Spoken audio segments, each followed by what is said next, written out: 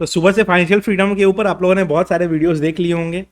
मतलब ऐसा कोई चीज़ रहेगा नहीं जिसको लोग रिलेट नहीं कर दें कि आप ट्रेडिंग करो तो आप फाइनेंशियल फ्रीडम हो जाओ। लेकिन मैं एक दो इम्पोर्टेंट पॉइंट्स बताना चाहूँगा। फाइनेंशियल फ्रीडम जो हम टर्म समझते हैं ना, वो टर्म हर इंसान के लिए अलग हो सकता है। कोई मान लीजिए किसी के लिए लाइफ में 1 करोड़ रुपए सेविंग हो गई ना, तो वो फाइनेंशियल फ्रीडम अपने आप को अटेंड मानता है। कुछ लोगों का रहता है बेंचमार्क थोड़ा सा और ऊपर, कुछ लोगों का रहता है कि रोटी कपड़ा मकान का अगर टेंशन नहीं है तो फाइनेंशियल फ्रीडम है। तो बहुत सब्जेक्टिव चीज़ है। बट मैं आपको ना अपने एक्सपीरियंस से एक दो चीज़ें बताना चाहूँगा जिससे आपको समझ में आएगा कि फाइनेंशियल फ्रीडम एक तरह का मिथ है। एंड जो लोग भी फाइनेंशियली फ्री अपने आप को कहते हैं वो भी कुछ ना कुछ काम करते रहते हैं। तो चलिए एक बार समझ लेते हैं कि एक्चुअल फाइनेंशियल फ्रीडम क्या है। देखिए, एक्चुअल फाइनेंशियल फ्रीडम का मतलब ये है कि आपको अगर कुछ खरीदना है और अगर वो रीजनेबल चीज है, मतलब जिसकी आपकी जरूरत है, वो आप खरीद सकते हो, या आपको कुछ करना है एंड वो रीजनेबल है और उसको आप कर सकते हो, तो आप फाइनेंशियल फ्रीडम में हो, रिगार्डलेस कि आप कितने भी करोड़पति हो या कम पैसे वाले हो या अरबपति हो। इसका मतलब क्या है? मान लीजिए आपका मोबाइल खराब हो गया, तो अब मोबाइल की जरूरत है, मोबाइल खराब हो गया, आप मोबाइल खरीद सकते हो, ये फाइनेंशियल फ्रीडम है। जैसे मेरे पास आईफोन 12 है, 3 साल होने आ गया, 3 साल 3.5 साल होने आ गया।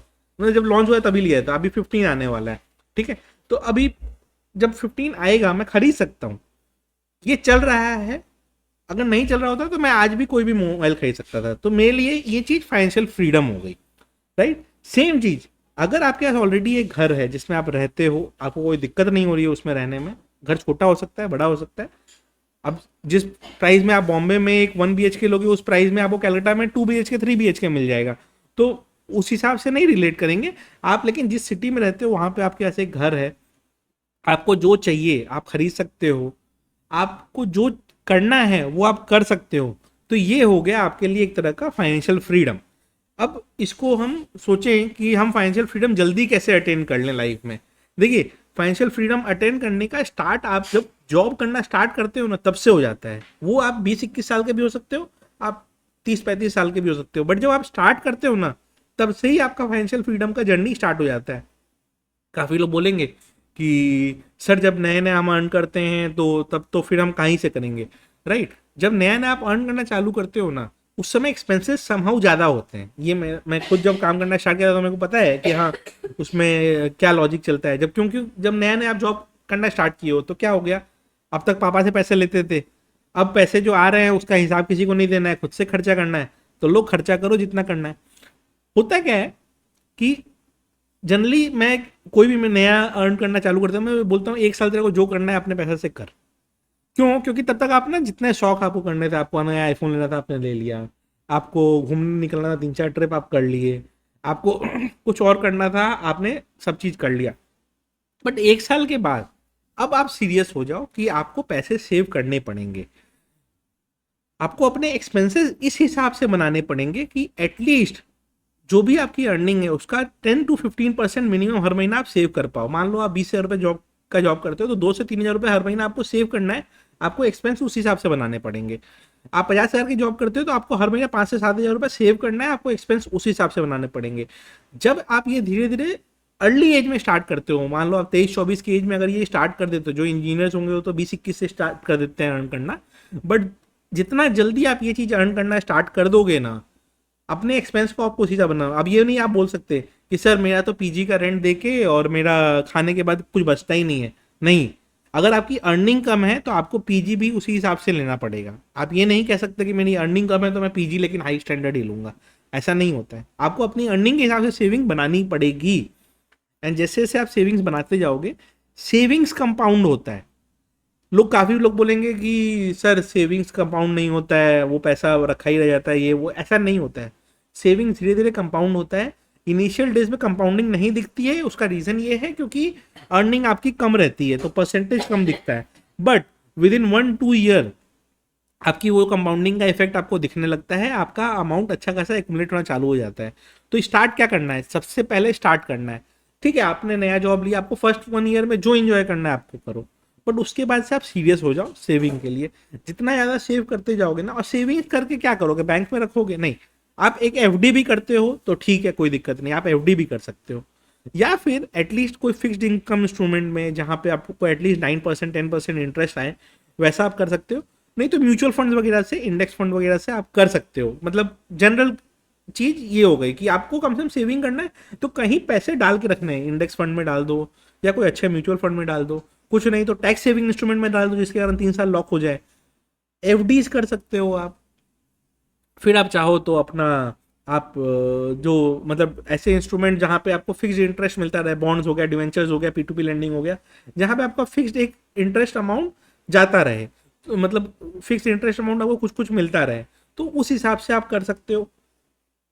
ये करना चालू अब करोगे ना और डिसिप्लिन वे में करते जाओगे, तो अगर आपने जल्दी स्टार्ट किया है, जिस आपकी एज कुछ भी हो सकती है, आप 20-21 के भी हो सकते हो, आप 30-35 के भी हो सकते हो, जब से आप स्टार्ट कर दोगे ना 10 साल के बाद आपके पास एक एक्यूमुलेटेड पैसा अच्छा खासा आ जाएगा। उस एक्यूमुलेटेड पैसे से आपके दिमाग में एक मेंटल फ्रीडम रहेगा कि हमको जो करना है हम कर सकते हैं। एंड जब वो फ्रीडम आ गया, मेंटल फ्रीडम, कि हम जो करना चाहे कर सकते हैं, तो वहीं पे फाइनेंशियल फ्रीडम का लॉजिक स्टार्ट हो जाता है। अब काफी लोग बोलेंगे सर तो जॉब छोड़ दे इसलिए फाइनेंशियल फ्रीडम है, नहीं। जब इंसान धरती पे आया था कुछ नहीं था दुनिया में ना, तो भी उसके लिए भगवान ने एक टास्क देके रखा था कि तुम डेली पत्थर को घिसोगे, उससे आग निकलेगा, तब तुम खाना बनाओगे और खाओगे। तो हम जॉब छोड़ के सब कुछ बैठ जाए, आराम से बैठे रहे, जैसे मैं अगर अपना पर्सनल बोलूँ, मैं इंटरेस्ट इनकम जो है मैं उससे चावल दाल रोटी खा सकता हूँ, तो इसके मतलब क्या मैं काम नहीं करूँगा, मैं काम करूंगा ही ना, ताकि कुछ और एक्यूमुलेट करता जाऊं। लेकिन यस, उसके बाद हम हेडेक नहीं लेंगे, हम हेडेक कम लेंगे। अच्छा, जिन लोगों ने मान लीजिए अर्ली स्टार्ट कर लिया ना, वो देखिएगा 10-12 साल में आपका लाइफ बहुत ट्रांसफॉर्म हो जाएगा। और जो लोग कर चुके होंगे उनको ये पहले से आइडिया होगा। पहले इतना यूट्यूब वगैरह नहीं था तो सिखाने के लोग नहीं मिलते थे, अपने लोग दादा से, भैया से, मतलब दादा मतलब जो बंगाली में हम लोग दादा बोलते हैं, मतलब भैया से या बड़े भाई से, बड़े रिलेटिव से, या कम मतलब लोग रिलेटिव से गाइडेंस लेते थे कि पैसे क्या करें। अब यूट्यूब वगैरह पे नॉलेज काफ़ी ज़्यादा स्प्रेड आउट हो चुकी है, तो लोगों को पता चल जाता है ओके ये चीज़ें हम कर सकते हैं। तो इस हिसाब से आप प्लानिंग करो, देखोगे आप 10-12 साल के बाद आपका ये कंडीशन रहेगा कि आपको जो चाहिए आप वो कर सकते हो। वो पॉइंट होगा मेंटल पीस का आपका, और वही पॉइंट होगा आपका फाइनेंशियल फ्रीडम का। बाकी फाइनेंशियल फ्रीडम जो लोग समझाते हैं ना कि ये फाइनेंशियल फ्रीडम है, वो फाइनेंशियल फ्रीडम है, सब मिथ है। ऐसा कुछ रियलिटी नहीं होता है। आपके पास इतना सेविंग हो कि आप अपने 2 साल 3 साल का सीटीसी जितना सेव करके बैठे हो, वो होता है रियल फाइनेंशियल फ्रीडम। जैसा मैंने बताया, अर्ली एज में स्टार्ट करना है, पहला चीज डिसिप्लिन में करते रहना है। मतलब आप भूल जाओ कि वो 10-15% जो आप सेव कर रहे हो वो आपके पैसे हैं, वो साइड आप करते जाओ। अब उसमें ये मत घुसा देना कि सर इस महीने टैक्स देना था, उस महीने टैक्स देना था, वो उसको आपको पहले से पूरे साल के बिगिनिंग में प्लानिंग करना पड़ेगा। तो पूरे साल का इनकम को आपको नोट डाउन करना पड़ेगा, पूरे साल का इनकम को, एक्सपेंडिचर को आपको नोट डाउन करना पड़ेगा। उस हिसाब से कितनी सेविंग होनी चाहिए, किसी महीने ज्यादा कर सकते हो, किसी महीने कम कर सकते हो, बट अटेंड जितना जल्दी कर लो उतना अच्छा है। तो वो कर करके 10-12 साल के बाद आप ये चीज एक्चुअली अटेंड कर पाओगे। रहा बात दूसरा चीज कि कोई मान लो लेट स्टार्ट कर रहा है तो वो क्या करे, तो आप भी करने का कोशिश करिए। हाँ, जैसे जैसे एज बढ़ता है ना एक्सपेंडिचर ज्यादा आता है, इसीलिए मैं बोला ना मैंने अर्ली स्टार्ट करने, क्योंकि ऐसा होगा कि फिर आप 5-6 साल जॉब कर लिए, फिर आपकी शादी होगी, बच्चे होंगे, एक्सपेंडिचर होंगे उसके बाद, राइट। उस समय आपके क्या काम आएगा, उस समय आपके यही सब चीजें काम आएंगी। उस समय जो आपने ये सेविंग एक्यूमुलेट कर लिया है उससे कुछ इंटरेस्ट आता रहेगा हर महीना, या कुछ उससे डिविडेंड आता रहेगा, या कुछ इंक्रीमेंट आता रहेगा, वो आपके काम आएगा बाद में, क्योंकि वो आपके अर्निंग में थोड़ा बहुत ऐड करेगा। तो उससे क्या होगा, आप एक्सपेंस फिर भी मैनेज कर पाओगे। बट ये अगर अर्ली स्टेज में आपने नहीं स्टार्ट किया, बाद में स्टार्ट किया है, तब क्या कर सकते हैं, तब जो पॉसिबल है, 10% नहीं है पॉसिबल, 5% ही पॉसिबल, आप 5% ही सेविंग करो ना, कोई दिक्कत नहीं है, लेकिन करो तो सही एटलीस्ट, सो दैट आप एटलीस्ट रिटायरमेंट तक जाते जाते आपको ये नहीं करना पड़े कि आपको कुछ पैसे लेना। यहाँ पे देखता हूँ यूएस में काफी सारे स्टोर्स में आपको दिखेगा काफी एल्डरली लोग काम कर रहे हैं, क्योंकि यहाँ पे बच्चे पेरेंट्स को ज्यादा सपोर्ट नहीं करते हैं, या ज्यादा करते ही नहीं है, वो कल्चर हमारे यहाँ नहीं है, तो आपको पेरेंट्स का भी सपोर्ट देखना है, राइट। तो आपको बहुत सारी चीजें देखनी रहेंगी, वो सब करते हुए सेविंग्स करनी है। अब कैसे करनी है, वो आप अपने एक्सपेंसेस को रिड्यूस करके कर सकते हो। अब अगर आपको पार्टी करने का शौक है, महीने में हर 4 वीकेंड पार्टी ना करके उसको रिड्यूस करो, 1-2 वीकेंड का पार्टी का पैसा बचा लोगे ना तो वो पैसा बच जाएगा। अब कुछ लोग बोलेंगे सर मेरे पास तो वो भी पैसा नहीं है, तो नहीं है भाई तो क्या कर सकते हैं, तब आप सेविंग मत करो, आप अपने इनकम को बढ़ाने की कोशिश करो। तो ये तरीका है फाइनेंशियल फ्रीडम का। ये नहीं मैं कहूंगा कि ट्रेडिंग कर लो तो पैसे बच जाएंगे, ट्रेडिंग कर लो तो फाइनेंशियल फ्रीडम आ जाएंगे। ट्रेडिंग आपके फाइनेंशियल फ्रीडम को 5 साल पीछे भी फेंक सकता है। ट्रेडिंग में इंसान तब आता है जब उसको लगता है कि ओके ठीक है, अब मेरे पास जो अर्निंग्स है उससे मैं मैनेज कर लूंगा सब चीज, तब ट्रेडिंग में आना चाहिए।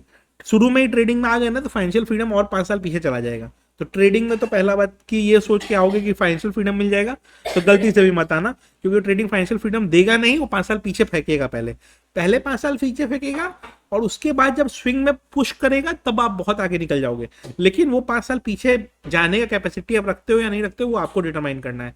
तो ट्रेडिंग से तो फाइनेंशियल फ्रीडम 10 में से 9 लोगों को नहीं मिलने वाला। मिलेगा कैसे? आपके सेविंग्स से। जितना सेव करोगे उतना ज़्यादा फाइनेंशियल फ्रीडम आपको मिलेगा। वीडियो अच्छी लगी हो तो लाइक कर दीजिएगा।